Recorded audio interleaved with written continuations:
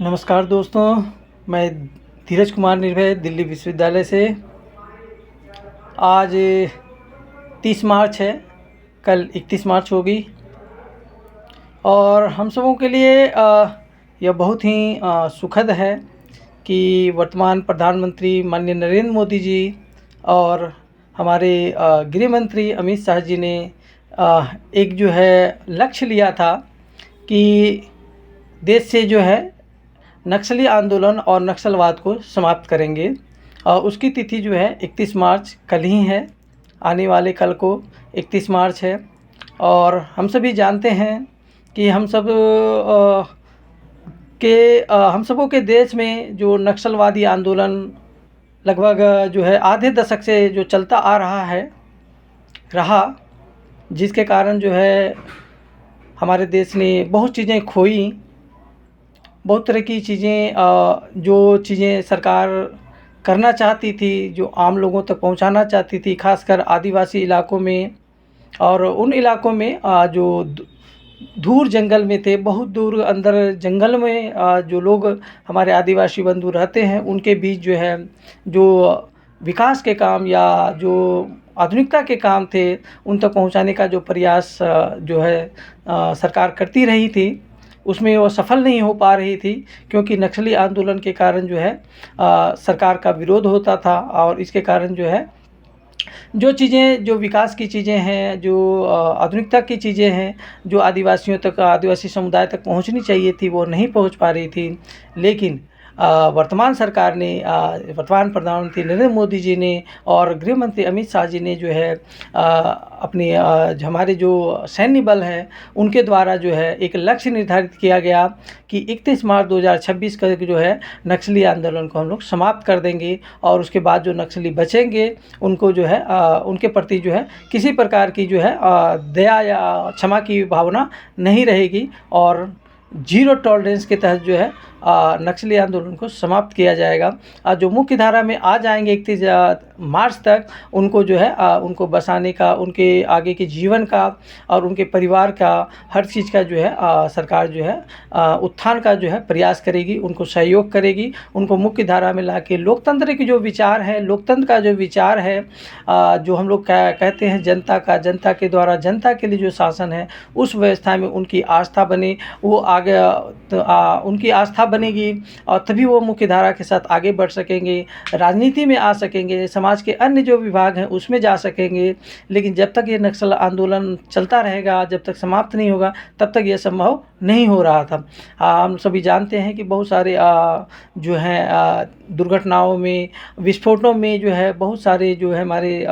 जो सैन्य जवान थे, उनका वो शहीद हुए। बहुत सारे जो नागरिक हैं, जो आम लोग थे, निर्दोष लोग थे, उनकी शहीदी हुई। बहुत सारे नेता लोग भी इसमें मारे गए। और इनका जो नक्सली आंदोलन है, उसका लंबा इतिहास रहा और लगभग जो है 50 साल का लगभग जो है इतिहास हम जो है हम पाते हैं। हम लोग अगर उसको सही से आंकेंगे तो लगभग 50 साल का वो जो है हथियारबंद आंदोलन है, वो चलता रहा। और समाज में जो दो धाराएं बनती रहीं, और एक जो है वामपंथ नक्सल का जो आंदोलन है, जो नक्सलवादी विचार है, वो जो है चलता रहा। और समाज के जो लोग जो सरकार के साथ लोकतंत्र पे विश्वास प्रकट करते, लोकतंत्र के साथ चलना चाहते, उनको भी उन इलाकों में दिक्कत होती रही, जो दूर जो है जंगलों में रहे, दूर जो है मतलब मुख्य जो शहर हैं जहाँ पे जो सारी व्यवस्था रहती, उनसे दूर रहें। उनको ना शिक्षा मिल पाई, ना उनको जो है साधन मिल पाए, ना उत्थान का वो मार्ग मिल पाया जो उनको मिलना चाहिए था, जो उनको मिल सकता था। नक्सली आंदोलन के कारण उन तक जो चीज़ें नहीं पहुंच पा रही थी,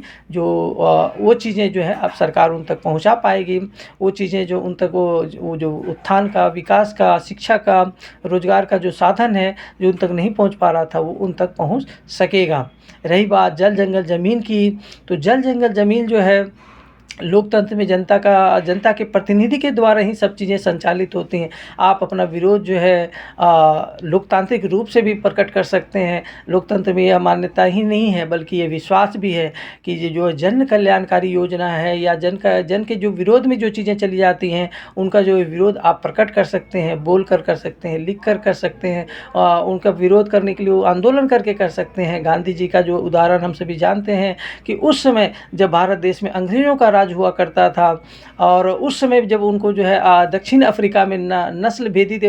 जो उनके साथ नस्ल भेद किया गया, रंग भेद किया गया, उनको जो है रेलगाड़ी से उतार कर बाहर फेंक दिया गया एक अंग्रेज़ के द्वारा। जबकि उनके पास जो है वो टिकट था, टिकट रहते हुए भी वहाँ भी जो अंग्रेज़ों की ही सरकार थी एक प्रकार से। अब वो जो है लॉ के स्टूडेंट, मतलब बैरिस्टर थे।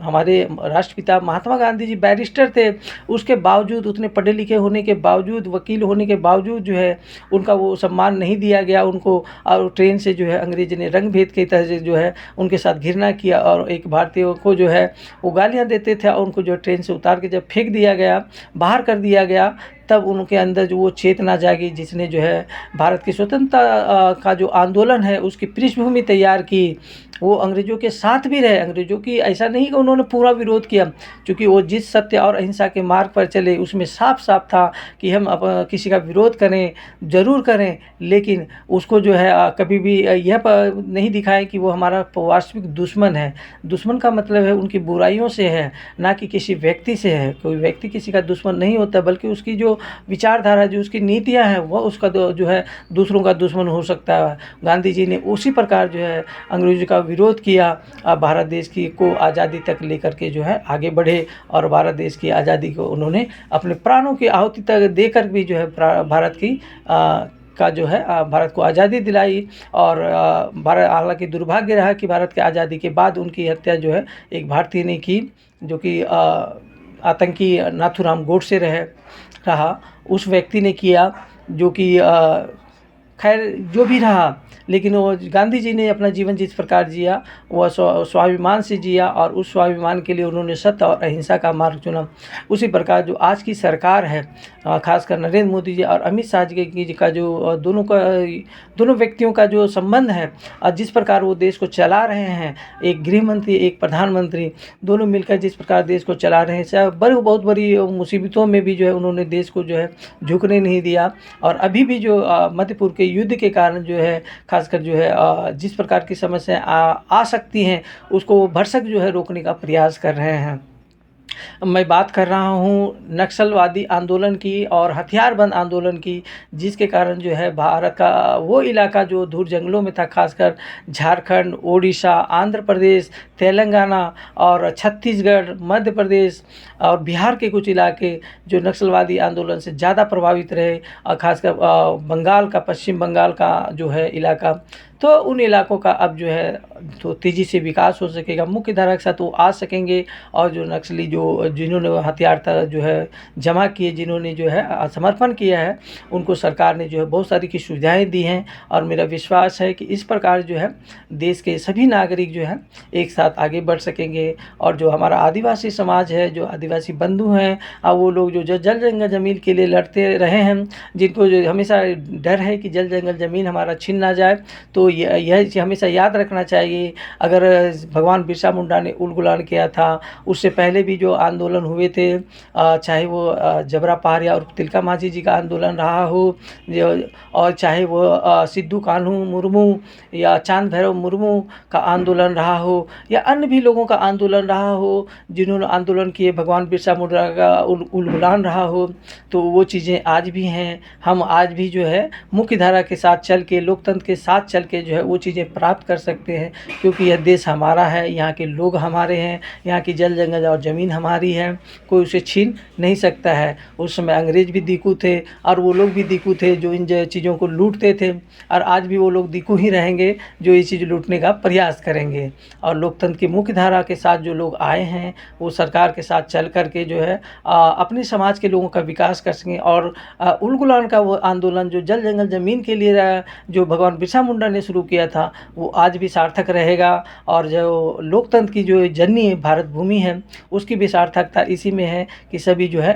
हथियारबंद आंदोलन से मुक्त होकर बाहर निकल करके जो है देश के उत्थान में सहयोग कर सकें, और देश के उत्थान में सहयोग करें। क्योंकि आप हथियार किसी और पर नहीं चलाते, अपने ही देश के लोगों पर चलाते हैं। चाहे वो किसी प्रकार का आंदोलन हो, चाहे नक्सलवादी हो, किसी प्रकार का हो, जिसमें हथियार की बात होती है, हिंसा की बात होती है, लोगों की हत्या करने की बात होती है, चाहे वो कोई भी हो, हमारा दुश्मन हो या कोई भी हो या बंधु हो, हम अपने ही लोगों को मारते हैं, अपने ही लोगों का खून का प्यासा बन बन जाते हैं। और इस कारण से जो है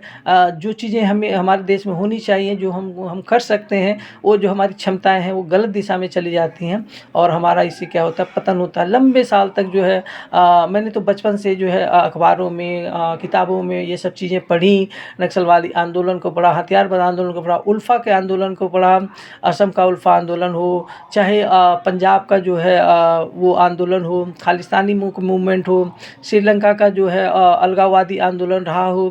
हर तरह की चीज़ों को हमने देखा है, उन चीज़ों को पढ़ा है। और जब हम इन लोगों चीज़ों को देखते हैं तो हिंसा हिंसा तो हमारी कभी मतलब मूल रहा ही नहीं है, भारत का मूल कभी हिंसा रहा ही नहीं है और हिंसा से कुछ भी प्राप्त नहीं किया जा सकता है। इसलिए जो है बापू ने सत्य और अहिंसा की लड़ाई लड़ी और वहाँ तक पहुँचे। और जो भी है आज जो है हमें इस बात की खुशी है कि कल वो 31 मार्च आ रहा है और वो अंतिम दिन है जो नक्सल जो आंदोलन, जो लोग हथियार उठाए हुए हैं वो उस चीज़ से बाहर निकल सकें और देश के लोकतंत्र के साथ आगे बढ़ सकें, लोकतंत्र समाज के साथ आगे बढ़ सकें।